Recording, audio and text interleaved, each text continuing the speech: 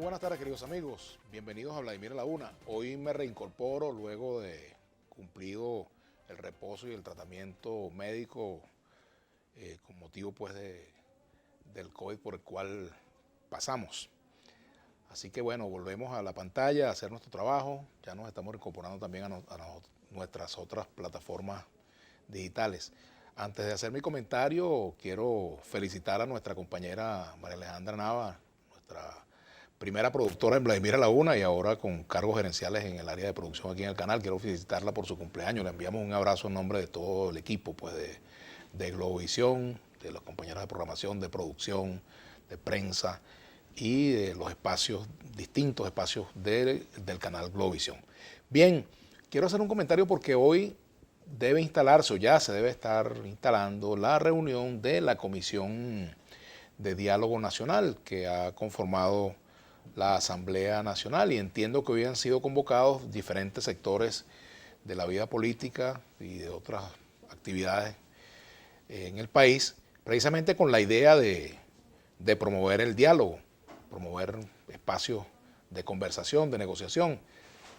En lo personal, saludo cualquier iniciativa de esta naturaleza, cualquier espacio en el cual se pueda abordar la búsqueda de soluciones a los complejos problemas que vive el país, a los problemas por los cuales atraviesa la población, a los problemas sociales, a los problemas de carácter laboral, los temas de salud, también los asuntos vinculados a derechos humanos, al ejercicio de la política, de la libertad de expresión, todos los temas que forman parte del amplio menú de conflictividad en el cual estamos en nuestro país. Así que saludo ese esfuerzo y sobre todo, pues si algún planteamiento le hago a quienes están reunidos, es la necesidad de ampliar los factores que participen en estas conversaciones. ¿Por qué razón? Porque los conflictos se tienen que abordar, las negociaciones se tienen que abordar con quienes existen las diferencias, con quienes tienen las mayores posiciones de confrontación en una situación dada en cualquier país. Así que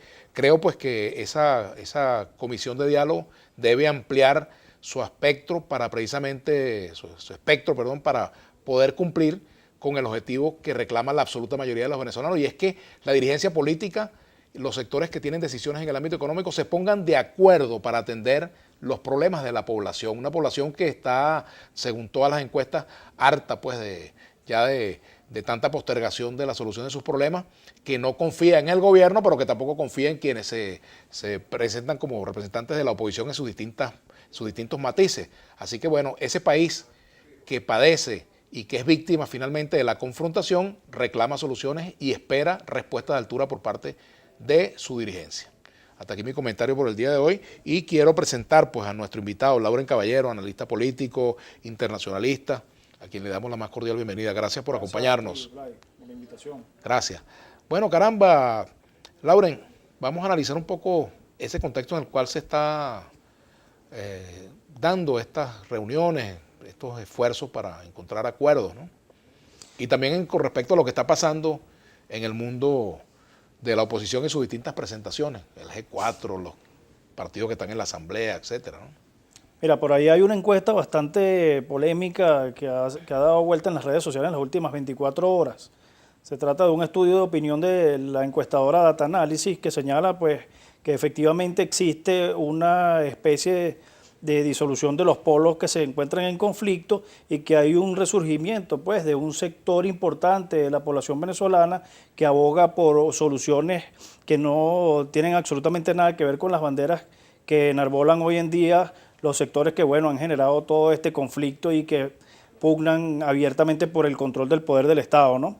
Esa situación no es nueva, lo que pasa es que bueno, el actual contexto nos invita a que la analicemos en profundidad. Hace algún tiempo estuvimos en este mismo programa conversando acerca de la necesidad del surgimiento de un centro político, digamos, no del surgimiento de un centro político como tal, sino del surgimiento de una representación política de centro que pudiera poner sobre la mesa las expectativas de un país que parece que se encuentra totalmente en una situación de abandono, porque lo que vemos de parte de la dirigencia política, tanto como quienes ostentan cargos importantes a nivel de gobierno, como quienes también ahora son líderes reconocidos y connotados de la oposición venezolana, es que los esfuerzos que hacen van dirigidos exclusivamente a cuestiones personales, es decir, a intereses partidistas, sectoriales o muy minúsculos, que no tienen absolutamente nada que ver con las grandes problemáticas del país, no tienen absolutamente nada que ver con cuestiones de interés nacional, como por ejemplo el caso del Esequibo. El caso del Esequibo es emblemático, se está debatiendo ahorita, más allá de nuestras fronteras, si el laudo arbitral de París es o no válido. Eso es algo que es de interés nacional, no es de interés nada más del chavismo, no es de interés nada más de un sector o de otro sector de la oposición. Es un asunto de interés de la nación venezolana y como tal debe ser atendido, más allá de las consideraciones que se puedan hacer de que si tal gobierno o cuál administración lo hizo mejor o peor. Es un asunto que nos atañe a todos. Entonces, vamos a seguir peleándonos o el país sin va que a eso seguir... implique olvidarse de los problemas centrales que tienen los Claro, venezolanos. por supuesto. Que no es que el Esequibo no sea un problema central, es importante. Importante, pero digo, hay problemas urgentes que... No es un problema de la periferia, es un problema medular, porque estamos hablando de que es un territorio que tiene una riqueza importantísima que si nosotros no sabemos defenderla, muy probablemente va a tener una repercusión significativa sobre la vida de millones de venezolanos. Eso es correcto. Que heredarán nuestra tragedia y que heredarán nuestra incompetencia. A lo que yo me refiero es que no se caiga en la tentación de desviar exclusivamente el debate hacia allí. No, claro, absolutamente. Sin meterle el diente a los problemas, absolutamente. En cuanto a la búsqueda de acuerdo, ¿no? Porque, por ejemplo, ahora hay quienes están proponiendo que se convierta el Esequibo en un nuevo Estado, en fin. O sea, ya dándole otra complejidad al asunto. Esas desviaciones, primero, para que se convierta en un nuevo Estado, tenemos que zanjar el problema que tenemos limítrofe con Guyana. Entonces, es absurdo, son planteamientos populistas, por eso es que hay que llamar también a la responsabilidad de la dirigencia política, y cuando hablo de la dirigencia política, no quiero referirme a nadie en particular, pero sobre todo a aquellos que tienen responsabilidades públicas, responsabilidades de Estado. La Cancillería emitió un comunicado recientemente con respecto a este asunto, desatendiéndose, digamos... ¿Desentendiéndose? No. Afirmando que Venezuela no reconoce la jurisdicción de la Corte Internacional de Justicia, lo cual es un planteamiento, que tiene peso y que es acertado. No hay allí, ningún inconveniente. El único problema que yo veo es que el gobierno parece que se desentiende de la posibilidad de participar en las audiencias preliminares a las que está convocando la Corte, y eso podría ser un error. Bueno, en el entendido de que no se reconoce la jurisdicción de la Corte, a lo mejor tú puedes decir, bueno, no participo porque estaría yo implícitamente reconociendo la Corte, claro. Pero tú puedes participar allí y cada vez que te presentes a comparecer, pues pones de manifiesto que no reconoce. Pero fíjate que cualquier estrategia en ese sentido, Lauren, debería ser resultado de un amplio consenso nacional. Sí. ¿Estén de acuerdo? Los que no se ponen de acuerdo sobre los otros problemas, que al menos en eso se pusieron de acuerdo. Que es increíble el nivel que tenemos actualmente en la política venezolana. La Asamblea Nacional que salió tiene una comisión mixta, que le llaman ellos, para abordar este asunto del Esequibo, que la preside el exdiputado Williams Dávila.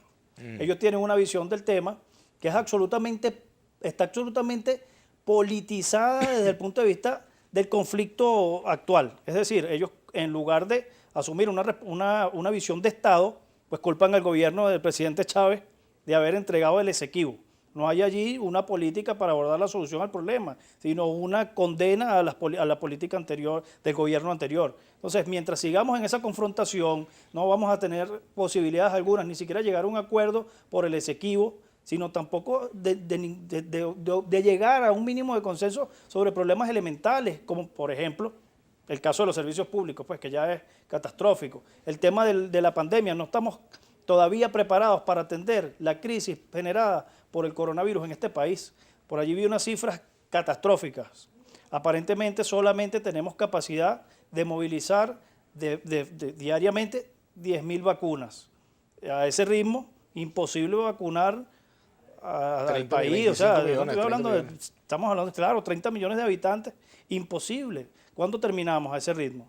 ¿Por qué? Porque la flota de camiones con capacidad para refrigerar cierto tipo de vacunas no está, no contamos con la misma. Vamos a hacer una pausa, son puntos que vamos a analizar también, pero me gustaría un poco pasar en revista a las sanciones dictadas por la Unión Europea la respuesta del gobierno venezolano de expulsar a la embajadora o declarar a persona no grata a la embajadora Isabel Brillante. Y bueno, la respuesta también de la Unión Europea de declarar persona no grata a la embajadora Claudia Salerno, representante venezolana. Bien, hacemos la pausa, ya venimos con Lauren Caballero. Caballero a la una, nuestra etiqueta.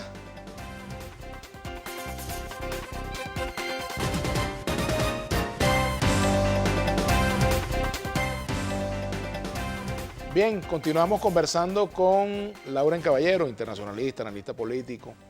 Lauren, esta decisión de la Unión Europea de sancionar a funcionarios del Estado venezolano, militares y también parlamentarios e integrantes, por ejemplo, del Consejo Nacional Electoral, en el caso de Leonardo Morales, esta decisión ¿tuvo una respuesta adecuada por parte del gobierno venezolano o es una respuesta inadecuada desde el punto de vista político, diplomático, desde el punto de vista de una estrategia frente a lo que se espera de la comunidad internacional? Mira, es delicado este tema porque la gente cuando uno hace referencia al tema de las sanciones como lo que son, pues un instrumento que no debería ser aplicado de manera unilateral ni multilateral, más allá del Consejo de Seguridad de Naciones Unidas. Bueno, se levantan pues los demonios dentro de las redes sociales y empiezan a acusar a uno de defensor del régimen. Sí, todas esas cosas que uno sabe que dicen, ¿no? Pero ciertamente las sanciones de carácter unilateral cuando van dirigidas a funcionarios gubernamentales con propósitos coercitivos o de intentar hacer que el gobierno cambie su política no están permitidas desde el punto de vista del derecho internacional. Ese tipo de medidas solamente están permitidas en el marco del Consejo de Seguridad de Naciones Unidas.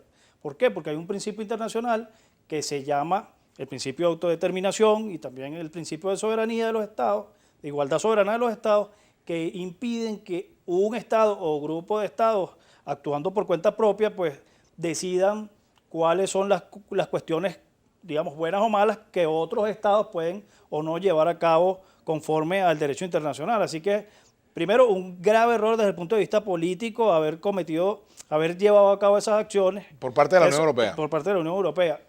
En segundo lugar, bueno, desde el punto de vista del derecho internacional, absolutamente cuestionables.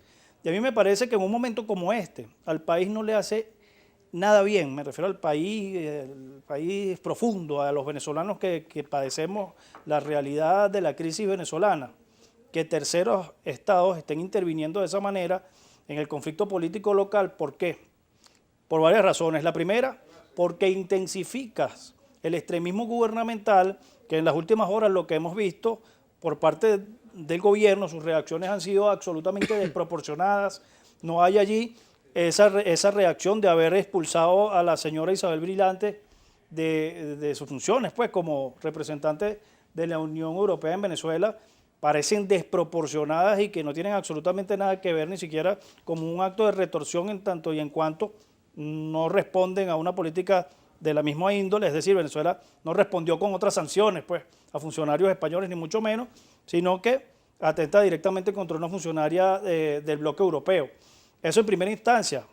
En segundo lugar, pues exacerbas el ánimo de los sectores más polarizados a lo interno del país, unos por un lado celebrando de manera escandalosa la imposición de sanciones contra funcionarios venezolanos, unos de los cuales, por cierto, no tienen absolutamente nada que ver con el gobierno. El caso de Leonardo Morales, que se le sanciona por sostener una opinión política, Es decir, se le mete en el mismo saco que, por ejemplo, personas acusadas de violación de derechos humanos. Pero más allá de eso, lo está censurando. Él tiene una posición política frente a la actual crisis que atraviesa el país y decide pues postularse, como lo están haciendo muchísima gente ahora mismo que forman parte de organizaciones de la sociedad civil y podemos nombrar... Fíjate, casualmente, tú que me dices eso, casualmente me llega un documento de voces de la sociedad civil ante la designación de autoridades electorales. Si bien ellos tienen observaciones a la Asamblea Nacional electa, pues están manifestando su disposición a participar en el proceso de selección de los rectores. Entonces, mira, aquí está el radar de los barrios, amigos transplantados, aquí cabemos todos, Acciones Ciudadanas, Asociación Civil, Saber es Poder. Por ejemplo, Caleidoscopio Humano, Baruta en Movimiento, Centro de Justicia y Paz, CEPAS, etcétera, etcétera. Un conjunto de organizaciones. Cátedras universitarias. Y nombres, ¿no? Y nombres de personas conocidas en individualidades este que país. además no se le puede acusar a ninguno de ellos, ni de Expresidente colaboracionista. de Cámara, Francisco Martínez, Así es. etcétera. Bueno, lo irán a acusar a él de violador de derechos humanos, de haber... Chubo Torrealba, la firma también, en fin, a Chubo etcétera. lo van a Margarita acusar de López haber Maya, perseguido, ser responsable de los presos políticos, a Chubo, me imagino, no sé. O sea, es absurdo realmente, o sea, una actitud poco productiva desde el punto de vista de lo que se quiere conseguir, que supuestamente es la democratización pues, del Estado venezolano, que actualmente se encuentra también en una situación cuestionable desde el punto de vista de la institucionalidad democrática, eso hay que decirlo, Vladimir, pero ese no es el camino. O sea, tú censuras no a los censores, sino tú censuras a gente que mantiene una opinión política. Ya no estamos hablando de violadores de derechos humanos, no estamos hablando de funcionarios gubernamentales que ejercen las veces de control de los cuerpos de seguridad. Estamos hablando de un funcionario que simple y sencillamente, por parte de la oposición, incluso estuvo a la disposición de las fuerzas políticas opositoras en todo momento para ayudarlos a agilizar algunos trámites y algunas cuestiones que de ninguna manera hubieran sido posibles canalizar si el CNE hubiera sido absolutamente parcializado, pues como dicen algunos por allí. Entonces, esa actitud es negativa para el país. El gobierno se ha radicalizado, hiperradicalizado en su discurso. Escuchamos... Esa decisión, por ejemplo, de expulsar a la embajadora, de solicitar no solamente eso, sino que ayer el propio presidente Nicolás Maduro, haciendo gala de esa retórica altisonante, emite unas declaraciones amenazantes contra la ministra de Exteriores de España, porque la ministra visitó pues, un asentamiento de refugiados venezolanos en Colombia. Y la ministra fue bastante específica cuando dijo, mira, yo no vengo acá a emitir ningún tipo de declaración con relación al gobierno de Venezuela. Nosotros no venimos aquí a evaluar cuál ha sido la gestión de Nicolás Maduro ni nada. Simple y sencillamente estamos supervisando una cuestión que atañe directamente a España, porque los españoles han puesto plata allí y han ayudado, pues, han colocado allí recursos que efectivamente, bueno, ellos tienen que hacer cierta contraloría, asegurarse que están llegándole a la gente. Entonces, la respuesta de Maduro fue desproporcionada, absolutamente desproporcionada. Y las amenazas recientes de algunos otros actores que tienen significación desde el punto de vista del estamento militar, como el señor de la red de allá de los Andes, que hizo unas declaraciones con respecto a Colombia, que iba a invadir Bogotá, y eso no creo que sea o sea, a mí me parece que ese discurso está fuera de lugar absolutamente, pero que le conviene en este momento a un gobierno que entiende que si por alguna casualidad se llega a algún acuerdo para participar en las próximas elecciones, estando en minoría como efectivamente se encuentra, pues va a tener bastante dificultad. Es decir, el discurso radical, el discurso altisonante, le sirve a los sectores que abogan por soluciones al margen de la Constitución. ¿Y quién lo exacerba? ¿A quién le conviene más? Por cierto que hoy entrevisté a Eduardo Manuí, el gobernador del estado de Guárico, que está en el exilio, y entre las cosas que dijo lo siguiente: si se dan las condiciones no tengo problema en poner mi nombre para lograr la unidad en el estado de Guárico, y si hay condiciones de respeto a mis derechos, claro. ¿no? Lo ha planteado, ¿no? Hay un debate en el seno de la oposición con respecto a esto, incluso en el llamado G4, entiendo que se iba a dar una discusión, digo llamado G4 porque hay una recomposición allí todavía, sobre el asunto de participar o no, y vemos allí en partidos como Primera Justicia donde hay posturas diversas, ¿no? Pero también ha habido como planteamientos como el del alcalde de Lechería, bueno, llamando a Voluntad Popular y a Guaidó, etcétera, a rectificar la línea que tienen con respecto a ese punto, ¿no? Vamos a comentar eso al regreso. Claro. Ya venimos con Laura en Caballero. Caballero a la 1, nuestra etiqueta para el día de hoy.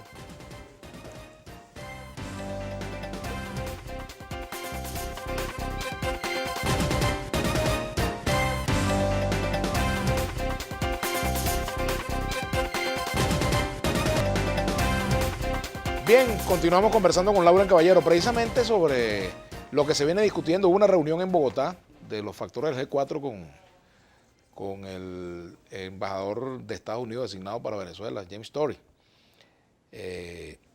Allí conversaron precisamente sobre la estrategia. Yo no tengo mayores detalles de esa reunión, pero ciertamente hubo esa reunión analizando pues la situación del país, la estrategia de la oposición. Y casualmente, en medio de esas reuniones se dio la expulsión o la no admisión de Bertucci, de Javier Bertucci, del diputado Javier Bertucci en Estados Unidos. Pero a la par también han surgido versiones en distintos partidos con respecto a la idea de participar en las elecciones parlamentarias. Tú me agregabas a lo que yo dije de Primero Justicia, por ejemplo, me agregabas la causa R, pero también es un debate que está en pleno desarrollo en un nuevo tiempo también, por ejemplo. Sí, ahí incluso Voluntad Popular tiene disidencias profundas a lo interno, que bueno, hay un sector que sin lugar a dudas quiere participar en las elecciones y bueno, está buscando algún tipo de espacio en el cual se le permita tener acceso a alguna postulación de candidaturas y todo lo demás. Es interesante lo que sucede, ¿no? Ahora, con relación a lo que me dices, Vladi, de la reunión esta que hubo en Colombia, bajo los auspicios del Departamento de Estado, yo tengo que ser bastante crítico con ese tipo de reuniones, por una razón en específico. A mí me parece absolutamente inaceptable, me parece dantesco que la dirigencia política de un país cualquiera que sea, no porque sea específicamente Venezuela, cualquier país cuya dirigencia política deba reunirse con funcionarios extranjeros para recibir una línea de qué es lo que deben hacer en su propio país, pues discúlpeme que se lo diga, pero esa dirigencia política no está a la altura de las consecuencias, no está a la altura de la historia y no merece de ninguna manera ser considerada por los ciudadanos de ese país como un liderazgo político que efectivamente los represente, porque están haciendo básicamente el mandado a funcionarios extranjeros.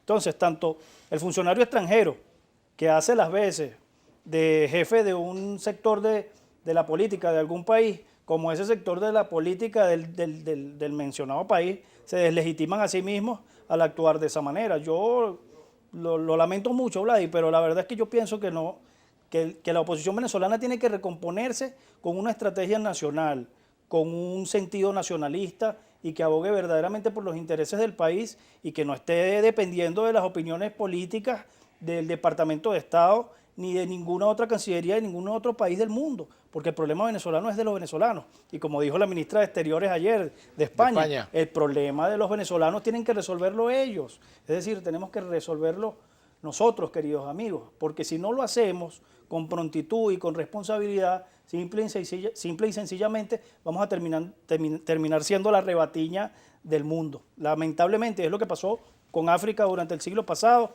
es lo que pasó con Haití durante el siglo pasado y lo que lamentablemente al sol de hoy sigue pasando en Haití y no queremos eso para Venezuela. A mí me parece que los venezolanos tenemos suficiente educación, suficiente historia como para ponernos al frente de los actuales acontecimientos. Entonces, un llamado a la dirigencia política para que reflexione definitivamente y construyamos juntos una ruta de venezolanos para los venezolanos. Venezuela para los venezolanos.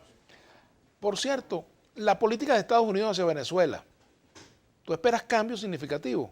Porque hasta ahora no hemos visto sino algunos matices. Hemos visto algunos tímidos intentos de tratar de revertir algunas cuestiones que sin lugar a dudas podrían afectar significativamente la calidad de vida de los ciudadanos. Sin embargo, no han sido decisiones trascendentales. Una de ellas podría ser, por ejemplo, el levantamiento de las sanciones con respecto a las importaciones de diésel o las sanciones que se han implementado con PDVSA y otras instituciones del Estado que son vitales para la vida nacional. Eso sería un cambio significativo y profundo en la política exterior de Estados Unidos hacia Venezuela. No lo hemos visto. Ahora, ese cambio de la política exterior de Estados Unidos hacia Venezuela reclama un viraje también en la política interna del gobierno venezolano. Eso, sin lugar a duda, también representa una forma de intromisión, pues. Más allá de lo que podamos pensar nosotros acerca de las características del actual gobierno, no hay lugar a dudas de que las acciones de Estados Unidos hacia Venezuela, además de violatorias del derecho internacional, representan una forma clara de intervención abusiva en los asuntos internos. Y lo vemos cuando, por ejemplo, el señor James Story hace las declaraciones que hace como si en lugar de ser un representante diplomático fuese miembro de algún partido radical de la oposición venezolana. Yo a veces me pregunto, ¿será que James Story milita en 20 Venezuela? ¿Será? A veces me lo pregunté del señor Almagro más de una vez. Las declaraciones que hacían estos funcionarios internacionales con la investidura que tienen, o sea, estaban al margen de cualquier actitud diplomática, no tenían absolutamente nada que ver con la diplomacia. absolutamente nada que ver con eso, Vlad. Pero en todo caso, esa postura no debe ser una postura personal, debe ser la postura del gobierno de los Estados Unidos. Sí, por supuesto. O sea, sin lugar a dudas es la postura del gobierno de los Estados Unidos hacia Venezuela, es la política exterior de los Estados Unidos hacia Venezuela. Si no hubiesen cambiado al embajador, que llaman embajador alterno, no sé cuál es la denominación que ellos le dan. Me refiero a James Tory. Sigue manteniendo el cargo que heredó de la administración anterior, que era la administración Trump, que decíamos que era también, que tenía esa actitud populista, autoritaria. Bueno, el presidente actual de los Estados Unidos heredó ese funcionario y lo mantiene. No ha habido ningún cambio significativo en esa política hacia Venezuela. De hecho, recientemente vimos algunas acciones del gobierno estadounidense en otras partes del mundo y parece que lo que podríamos decir es que American is back. Es decir, los Estados Unidos han vuelto al escenario internacional. Bueno, ahí está el primer bombardeo del año en Siria.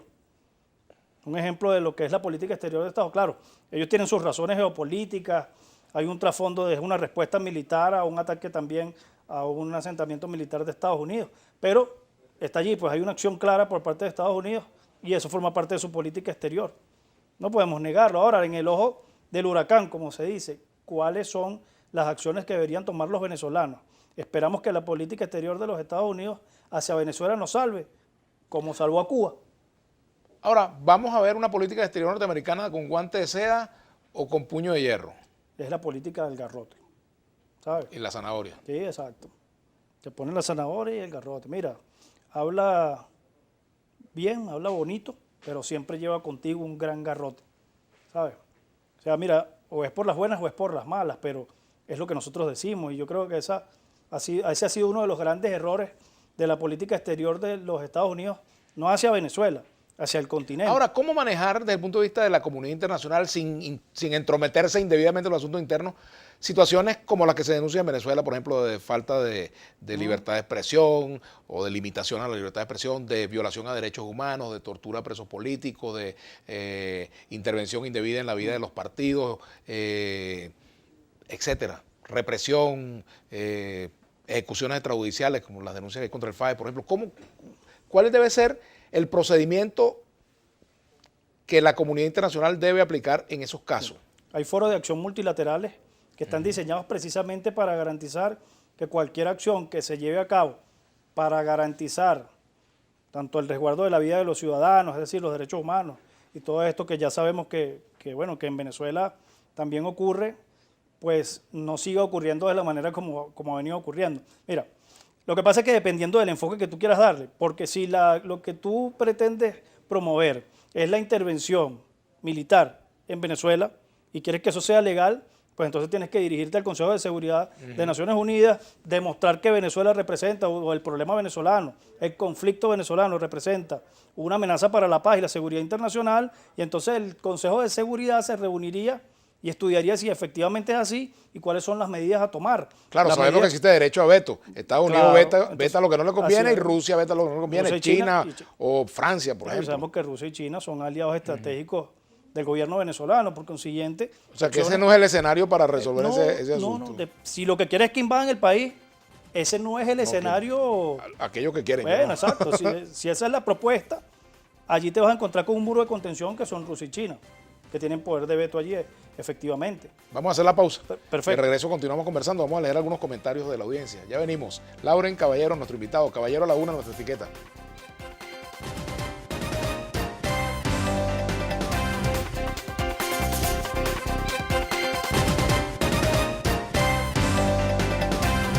Continuamos acá en Vladimir a la una.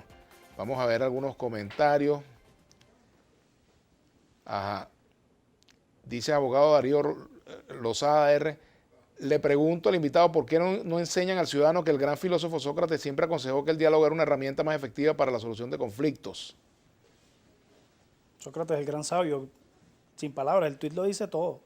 Aquí me pregunta Jesús Noguera, por favor, su opinión respecto, y también puedes opinar tú, con respecto a priorizar la vacuna para diputados, militares, médicos cubanos y funcionarios del gobierno antes que los adultos mayores y pueblo en general. La vacuna debe estar destinada para la población más vulnerable, en primer lugar, sin lugar a dudas.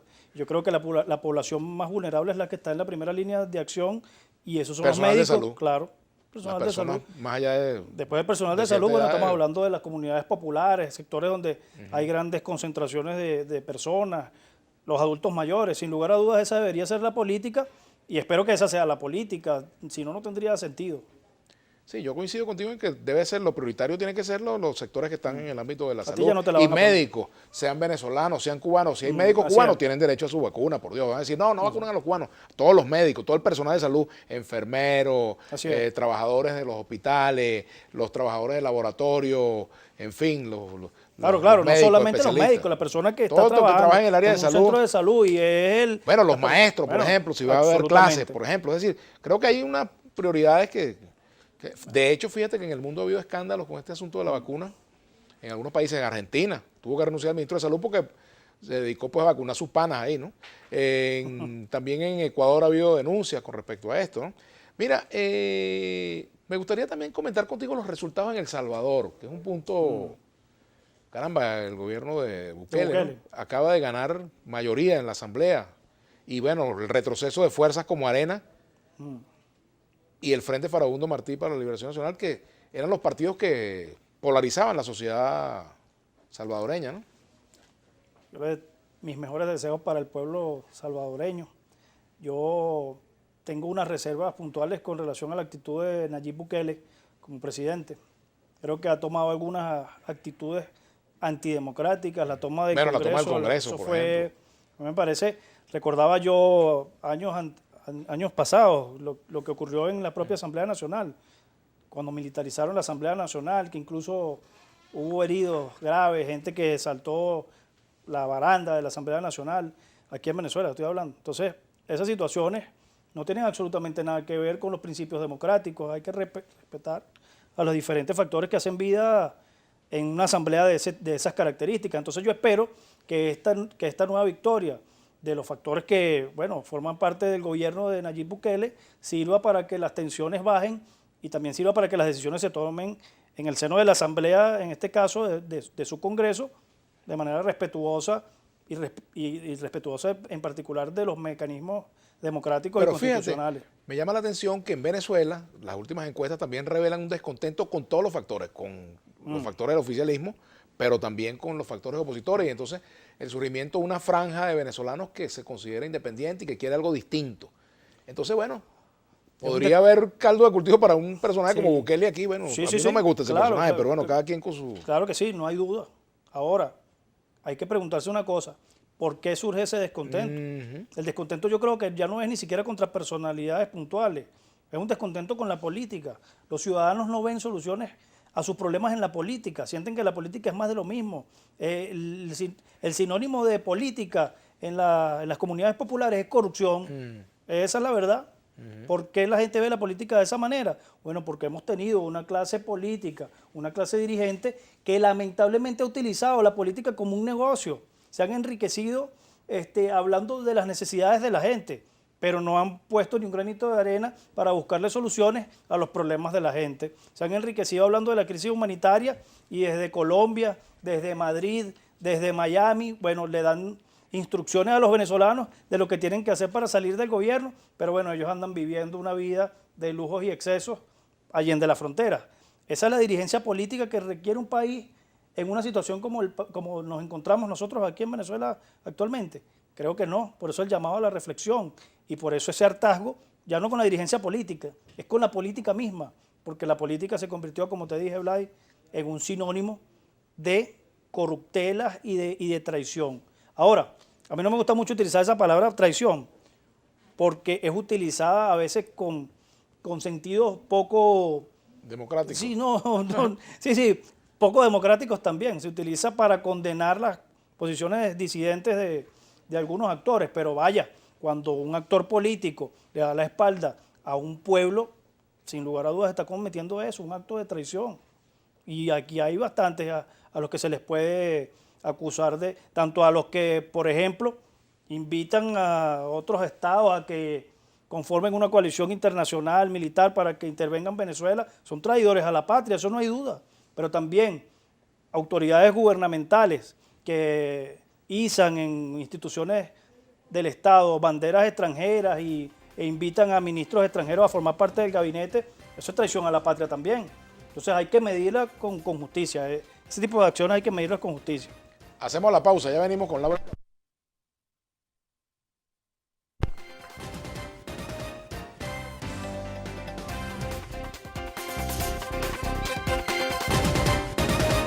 Bueno, continuamos conversando con Laura Caballero,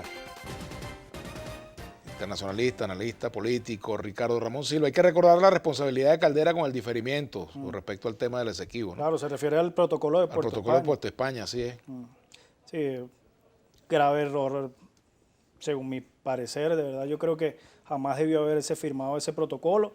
Algunos lo consideran una congelación, aunque hay un debate público, ¿sabes? Hay un debate entre Marco Falcón Briceño, Ajá, que fue canciller de Betancourt, ajá. que fue, por cierto, el que introdujo el tema ante Naciones Unidas en el año 62, y también entre Ignacio Iribarren Borges, que es el que termina firmando además el acuerdo de Ginebra en el 66 sobre herimiento, ¿no? Por una parte, ahí uno de ellos alega que no hay ninguna congelación, ni mucho menos, y que la reclamación sigue en pie. Eso es una tesis válida, pero también está la versión de que bueno, que eso tiró por la borda cualquier posibilidad de llegar a una pronta solución. Yo estoy de acuerdo con este segundo enfoque, porque sin lugar a dudas, en ese momento que estaba recién independizada Guyana del Imperio Británico, y en el que Venezuela además contaba con grandes apoyos geopolíticos como el de los Estados Unidos, era el momento clave para terminar de decidir sobre el asunto. Lamentablemente no se hizo así, se postergó y bueno, los demás gobiernos le pasaron por encima. Josué Barrios dice por aquí, las sanciones fueron aplicadas a personalidades, no al país. ¿Por qué tanto alboroto? Sí, algunas sanciones en particular, sanciones, ese término le da como un aura de justicia a la política coercitiva, ¿no? Por eso es que ese término de sanción yo a veces también trato de no utilizarlo, pero para que se entienda. Cuando ese tipo de mecanismos son aplicados con la intención de torcer la voluntad política de un gobierno, son sanciones que se le imponen al Estado, no a individuos, porque tienen un trasfondo político. ¿Cuál es el trasfondo? Bueno, cambiar la política del Estado, la política que en algún momento desde el gobierno se implementa. En el caso de Venezuela, la justificación es que, bueno, se han menoscabado los principios democráticos y constitucionales y que estamos bajo un régimen que no es democrático y que por consiguiente estos actores que han ayudado al socavamiento de la democracia deben ser, bueno, de alguna manera sancionados, pues, para limitar el avance del autoritarismo. La pregunta es, ¿esa política de sanciones ha sido efectiva alguna vez en alguna parte del mundo? Volvemos al ejemplo de Cuba. Estamos hablando de un país que sigue viviendo bajo unas condiciones autoritarias desde el día 1 hasta la actualidad, con sanciones, bloqueos, incluso amenazas creíbles y ciertas de invasión autorizadas además por el Consejo de Seguridad de Naciones Unidas en el año 62, cuando la crisis de los misiles. Y todavía el régimen de los Castro sigue incólume y el pueblo cubano muriendo de hambre, pasando penurias, toda la situación que conocemos. ¿Producto de las sanciones? No. Producto de la mala política de los Castro, pero las sanciones sin lugar a dudas no han ayudado a la democratización de la isla, ni mucho menos. Aquí hay otros comentarios. Rafael Martín dice, ya se están a abrir cuentas en dólares. Si el comercio vende libremente en dólares, ¿por qué no comienzan a entregar el IVA en dólares? Esta captación de divisas estabilizaría un poco el bolívar. Eso lo dejamos para los economistas. Para los economistas. Jesús Eduardo Jaime, hoy la oposición hace un llamado a los partidos políticos a unirse para poder derrotar al chavismo, pero en todas las entrevistas dice que tienen 85% de militancia. ¿Cómo es eso? Ese embuste sí es verdadita. ¿Quién Dice es? Jesús Eduardo Jaime, dice lo siguiente, que la oposición hace un llamado a los partidos políticos a unirse para poder derrotar al chavismo, pero en todas las entrevistas dice que tienen el 85% de militancia. ¿Cómo es eso? Claro, no. Mira, la oposición en este país a las políticas implementadas por el gobierno, sin lugar a dudas, es una mayoría que aproximadamente ronda el 80% según todos los estudios de opinión. Ahora, decir que ese 80% es militante de partidos políticos de oposición es una mentira, eso es un engaño. La oposición, digamos, la dirigencia opositora muy difícilmente hoy en día acapara ni siquiera el 10% de la aceptación popular. Lo hemos visto en las recientes apariciones públicas del que fuera presidente de la Asamblea Nacional durante el periodo anterior, el último presidente, me refiero a este muchacho, Juan. Bueno, sus apariciones públicas son realmente escuetas, pues escuálidas desde el punto de vista de la participación de la gente. Entonces, si hubiera un gran apoyo popular a algún líder, cualquiera que fuere, del 80% de la población de este país, vaya, sin lugar a dudas ese ya estaría gobernando. Si algún líder acapara esa cantidad de aceptación y es capaz de movilizar esa cantidad de gente, no hay duda, estaría gobernando. Porque el 80% de la población involucra además al estamento militar. ¿Tú te también. imaginas una unidad total de la oposición en Venezuela? ¿Es posible? No, ¿Por qué no es posible? no es posible porque los intereses se superponen por sobre el interés nacional. Hay demasiados intereses puntuales que van más allá de cualquier posibilidad, bueno, de llegar a acuerdos mínimos por el país. Lamentablemente, bueno, hay muchísimos partidos, eso puede ser bueno para la democracia, pero no cuando hay muchísimos intereses de por medio. Entonces, si esos intereses están por encima de las necesidades de la gente, tenemos un problema. Por ejemplo, si los que dicen que son de derecha y liberales y todo este tema, no sé, neoliberales o como se autodefinan, no pueden ponerse de acuerdo con un sector de la izquierda disidente, como los señores del Partido Comunista de Venezuela, que hoy en día, sin lugar a dudas, pasan a formar parte de la oposición al gobierno de Maduro, ¿cómo puede haber un acuerdo en pro? Ahora, tú ves al PCB en una alianza con factores opositores. Por eso te digo, no, imposible. Eso pero no el PCB es un partido de oposición hoy en día. El Partido Comunista de Venezuela, Pudiéramos decir que es la oposición de izquierda al claro, gobierno. es la posición más hacia la izquierda del gobierno de Maduro, porque toda la izquierda tampoco está en el Partido Comunista de Venezuela. Ayer, de hecho, en una conversación había un debate con respecto a la identificación político-ideológica de algunos partidos. Pareciera que muchas de las militancias de los propios partidos no está muy clara de en qué espectro, en qué parte del espectro político milita. Conversaba yo con un militante de un partido que es de izquierda, me decía, no, nosotros no somos de izquierda, lo negaba rotundamente. Ese partido de izquierda tiene alianzas discursivas por lo menos con sectores de la derecha venezolana. Entonces, ¿cómo has visto el desempeño de la oposición parlamentaria, la que está representada en la Asamblea Nacional, de la Alianza Democrática, todos estos factores que están allí? Bueno, son 20 diputados, Ajá. ahogándose en un mar contra 250 y tantos, ¿no? 257 oficialistas. Han tenido un desempeño medianamente aceptable. Desde el punto de vista numérico son insignificantes, no tienen posibilidad alguna de ejercer un contrapeso cuantitativo en el seno del Parlamento. Entonces, ¿qué es lo que le queda? Recurrir a herramientas de carácter cualitativo para tratar de ejercer algún tipo de presión, así sea simbólica, pero que tenga que ver directamente con los intereses y las aspiraciones del país. Creo que algunos lo han hecho bien, otros no han hecho tan bien, pero bueno, de eso se trata. Tampoco yo puedo dirigirme aquí como un juez de los actores políticos. Estaría yo cometiendo un gravísimo error. Sería además el acto de arrogancia, el peor acto de arrogancia que podría cometer, ¿no? Por cierto, por aquí me pasan una foto que te la pasé, Yesenia, para ver si es posible que la mostremos, de la reunión que se está dando en la Asamblea Nacional de esta comisión de diálogo. La pasé a ver si es posible que mostremos, ¿verdad? También mañana, bueno, vamos a tener con nosotros aquí, ya lo escribió también el gobernador del estado Nueva Esparta, Alfredo Díaz, va a estar mañana con nosotros acá en Vladimir a la 1. ¿Volverá a ser gobernador? ¿Lo irán a autoexpulsar de nuevo de Acción Democrática? Ya veremos. Ellos son blancos y se entienden. Lizán Entredes, su invitado analista tiene una visión muy particular de la política exterior del Estado. No respaldo ningún tipo de intervención en nuestros asuntos, ni de Estados Unidos ni de Cuba tampoco. ¿O es que la soberanía es adaptable? No, estoy absolutamente de acuerdo con lo que dice el comentarista allí. Mira, intromisión extranjera de cualquier índole debe ser rechazada por la Venezuela honesta.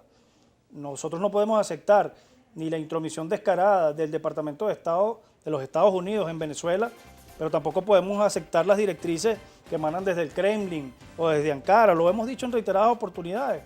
Creo que queda claro que se rechaza es la intromisión abusiva en los asuntos internos y no la de ningún país en particular. Bueno, hacemos una pausa, ya volvemos con Lauren Caballero.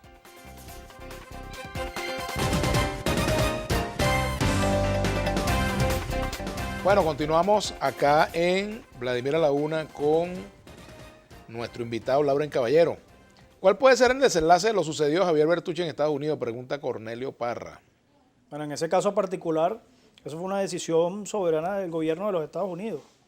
No hay allí ningún tipo de referencia a que haya sido una medida puntual por tratarse de las características del actor político en cuestión.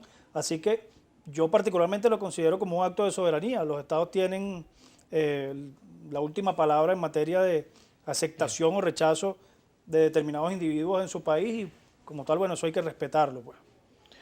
Bueno, aquí dice Chetuy, perdón por lo que diré, el programa Vladimir Laguna aburre, es una secuencia monotonía de lo que ya sabemos. A lo mejor es el COVID que me puso así un poco, pero ya Vamos a iremos mandarle recuperando saludos la a Chetuy. velocidad. Chetuy, saludos. Vamos a tomar en cuenta tu planteamiento. A que le dé de todo, pues lo que mandan, siempre que no sean insultos y cosas de esas, ¿verdad? Saludos, caballero Laguna. El invitado habla de principio democrático, dice Coro Zamora, Constitución. ¿Cree que quienes contradicen lo establecido en la Carta Magna se pueden llamar demócratas? Basta ver cuando viene un proceso electoral, pues gritan fraude al momento y después de dicho proceso.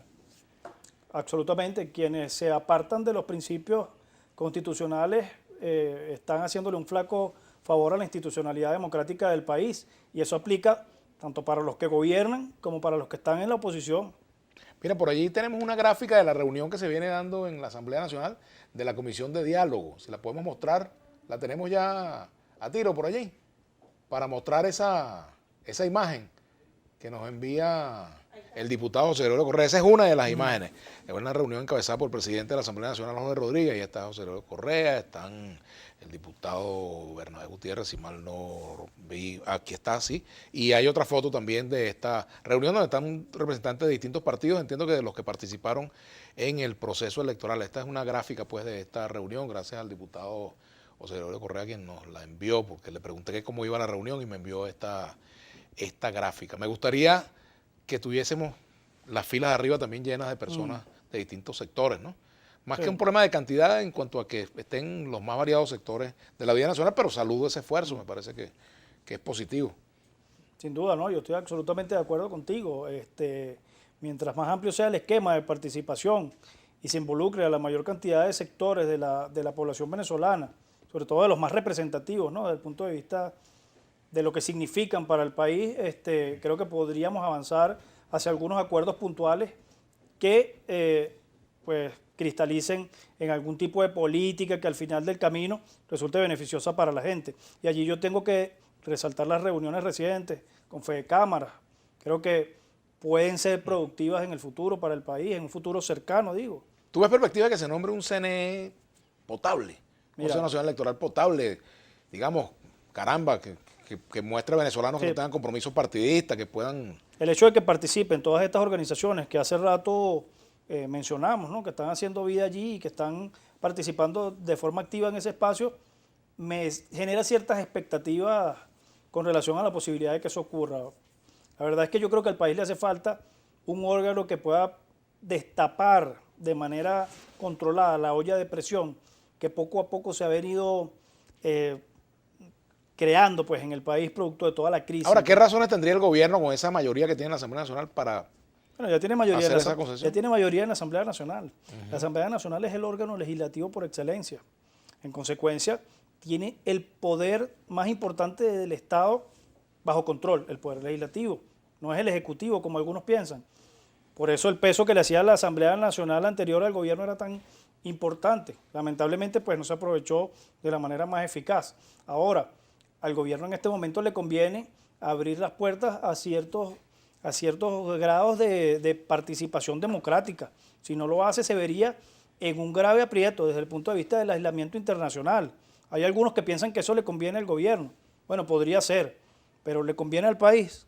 Y cuando no le conviene al país, es posible que eso que conmemorábamos hace algunos días se repita a una escala inusitada. Me refiero al Caracazo. Imagínate un Caracazo, bueno, pero en todo el país. Y eso que el cuadro social hoy es mucho más grave. Bueno, gravísimo lo que está ocurriendo. A mí me preocupa la situación de pasividad extraña en la que se mantiene el pueblo de Venezuela, o en la que se ha mantenido el pueblo de Venezuela en los últimos, por lo menos, 12 meses. Es una pasividad inquietante, porque pareciera que hubiese cierta resignación, pero cuando tú sales a la calle te das cuenta de que no es así, Vladimir. Los comentarios son comentarios llenos de ira, llenos de esa sensación no sé, de incapacidad, de frustración. Y el venezolano, un pueblo cuando está así en esas circunstancias, es impredecible.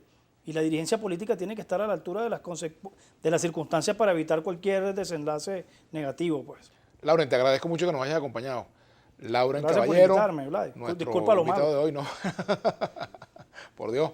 Bueno, y mañana vamos a tener al gobernador del estado Nueva Esparta, Alfredo Díaz, de la isla de Margarita para Caracas, mío querido.